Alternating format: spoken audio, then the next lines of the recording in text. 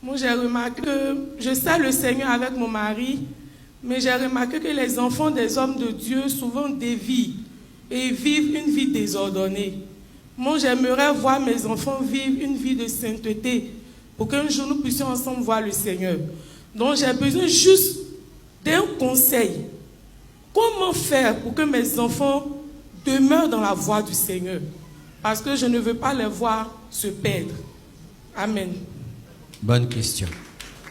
Vous savez pourquoi les enfants de Dieu sont des païens, les enfants des serviteurs de Dieu sont des païens? C'est parce que leurs parents sont des hypocrites.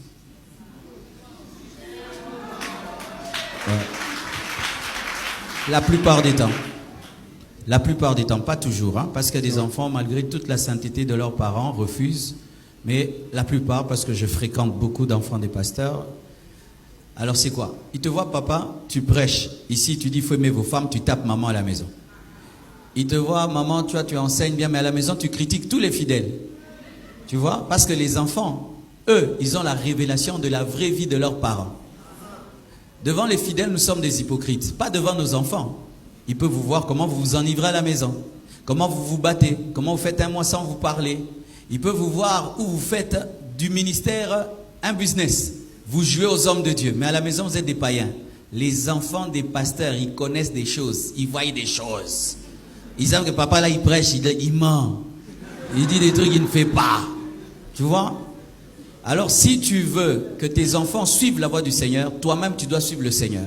Tu dois être un modèle devant tes enfants et les élever selon le Seigneur. Si tu les élèves selon le monde, ils vont être mondains. Il faut que tes enfants, sans qu'on les pousse à dire, qu'ils puissent dire, maman est une femme de prière, maman est une sainte. Si on prend ton enfant dans un coin, on lui dit, dis-nous la vérité sur ton père. Et il dit, il doit témoigner que tu es une servante de Dieu. De deux, le problème des hommes de Dieu, c'est qu'ils prient pour tout le monde, sauf pour leurs enfants.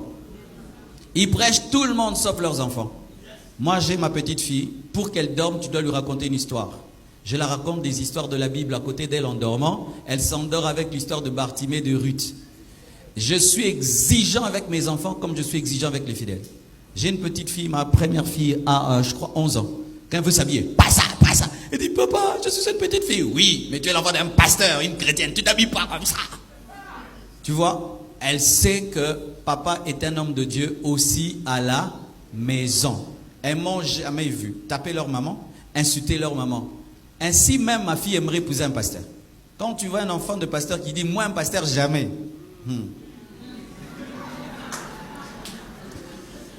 Alors les hommes de Dieu ne prêchent pas souvent leurs enfants, ne prient pas pour leurs enfants. Ils imposent les mains à tout le monde sauf à leurs enfants. Moi j'impose beaucoup les mains à mes enfants. Mais il arrive des fois où Satan peut attaquer un homme de Dieu. C'est que tu fais tout ça, mais tu vois ton enfant, il ne veut pas du ministère. Il ne faut pas le maudire. Il faut prier pour lui, l'aimer, le supporter et un jour Dieu se révélera à lui. Je connais un homme de Dieu, il avait un ministère extraordinaire, il craignait Dieu, il faisait tout ce qu'un homme peut faire pour que son enfant soit dans la sainteté, mais son enfant a décidé de vivre comme un païen. Un jour, vraiment, il en avait assez, il est allé dire à son enfant, je ne prêcherai plus, parce que j'ai gagné le monde entier, mais je n'ai pas gagné mon enfant, alors moi, je dépose le ministère. Je ne servirai plus Dieu parce que tu es une contradiction de mon ministère. Ce geste-là de son père l'a bouleversé et il s'est donné à Dieu. Cet enfant avait une onction extraordinaire. Donc il faut lutter aussi lorsque un dévie et il reviendra sur le chemin. Mais si je peux ajouter quelque chose à ça, c'est que souvent nous sommes croyants, mais nous n'acceptons pas que les gens aient leurs expériences d'Égypte. Parce que dans la prédestination, venant de l'éternité vers le temps, il peut arriver que dans ton parcours, l'Égypte soit prévue. Il peut arriver que dans ton parcours, aller en boîte de nuit et vivre certaines choses fasse partie de ton appel. Je suis de ceux qui le pensent, que le temps vécu dans le monde m'a été extrêmement bénéfique. Et il y a des choses que je comprends psychologiquement parce que j'ai été dans certains travaux que je n'aurais jamais compris dans cette dimension-là. Donc ça peut faire partie du parcours. Ça ne veut pas dire que la personne, la main de Dieu n'est pas sur elle. La personne peut se retrouver à l'extrême, comme le cas de Saül, et redevenir quelqu'un de puissant après. Ça peut faire partie de son témoignage. Comme l'a dit le pasteur, il est seulement important pour nous de continuer à croire au dessein arrêté par rapport à la vie de cette personne. Ce n'est pas parce qu'elle est ce qu'elle est aujourd'hui qu'elle ne sera pas ce qu'elle doit être demain. Ça, c'est vrai, vraiment important aussi.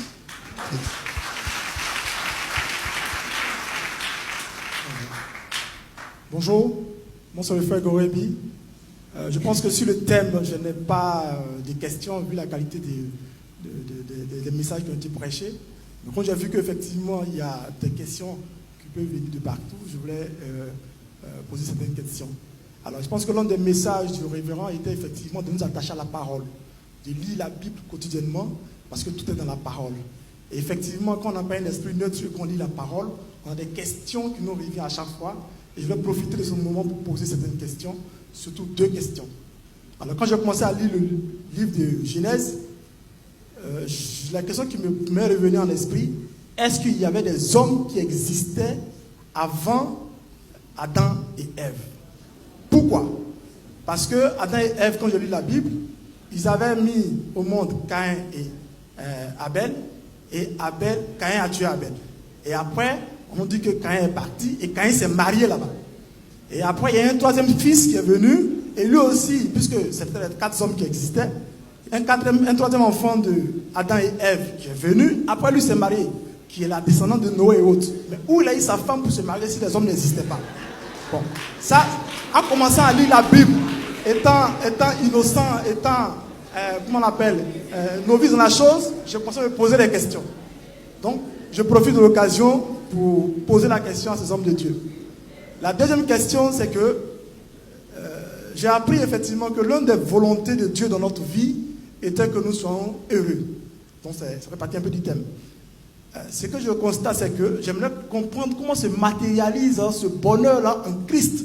Parce que si je veux matérialiser le bonheur avec le monde physique, celui qui boit l'alcool, il est heureux. Et c'est la volonté de Dieu. Celui qui fume du champagne, du cigare, il est heureux. Et ces païens-là, ils font ces choses, ils sont heureux. Mais nous, en Christ, comment on matérialise notre joie, qui n'est pas matérielle? Ce n'est pas le fait d'avoir une maison, ce n'est pas le fait d'avoir ces choses-là, parce qu'on est en joie aussi. Mais la volonté de Dieu, quand nous, on soit heureux. Mais le païen est heureux avec toutes ces choses. Et nous aussi, on est heureux quand on a une voiture, on est heureux quand on a une maison. Mais comment on peut différencier cette joie-là? J'ai envie de comprendre parce que c'est les messages, c'est les arguments et les paroles que je vais utiliser pour convaincre un païen qui est heureux dans sa position de venir à Christ, en fait. Ok. Voilà. Il nous a prêché. Je crois le temps pour le soir. Ok, on va juste prendre une autre question après. Pour la question sur si Dieu avait créé d'autres hommes. Il faut savoir ceci, que celui qui a écrit Genèse, c'est Moïse. Et dans la culture de Moïse, on parlait plus des hommes que des femmes. Exactement. En soi, Adam et Ève n'avaient pas seulement que cela comme enfants, Abel et Caïn. Il y avait des filles, mais Exactement. qui n'ont pas été citées. En soi, Caïn a épousé sa propre sœur. Exactement. C'est ça en soi la vérité, parce qu'on ne citait pas toujours les filles. Alors pour le bonheur, tu dis qu'un païen est heureux en fumant le chanvre. Non, c'est la bénédiction de l'Éternel qui s'enrichit, car elle se fait suivre d'aucun chagrin. Après qu'il ait fumé le chanvre, il va être addict, ça va détruire sa santé. Après qu'il se soit enivré, il va tomber, il va se faire mal, finir à l'hôpital. Est-ce que c'est ça le bonheur? Je ne pense pas que moi j'étais heureux quand j'étais dans le monde. Je semblais être heureux, mais je n'avais pas la paix.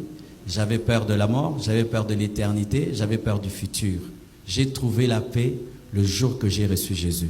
Et lorsque nous les chrétiens, nous pensons que les païens sont heureux, c'est grave. Très grave. Comment on va aller les gagner? Comment on va les sauver? On va les envier? C'est comme ça que les Juifs ont envié les concombres de l'Égypte et ils ont oublié le fouet de l'Égypte. Ils ne sont pas heureux. Un païen n'est pas heureux. Son cœur est vide parce que l'esprit de l'homme est créé à l'image de Dieu. Et seul Dieu peut remplir le cœur d'un homme. Pourquoi alors ces milliardaires païens se suicident?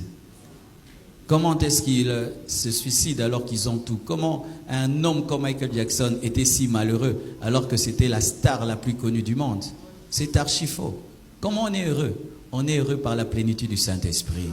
Ne vous enivrez pas de vin, c'est de la débauche, mais au contraire, soyez remplis du Saint-Esprit. Un chrétien rempli de l'Esprit est heureux. Mais Dieu maintenant exauce tes prières afin de rendre ta joie parfaite. C'est cela.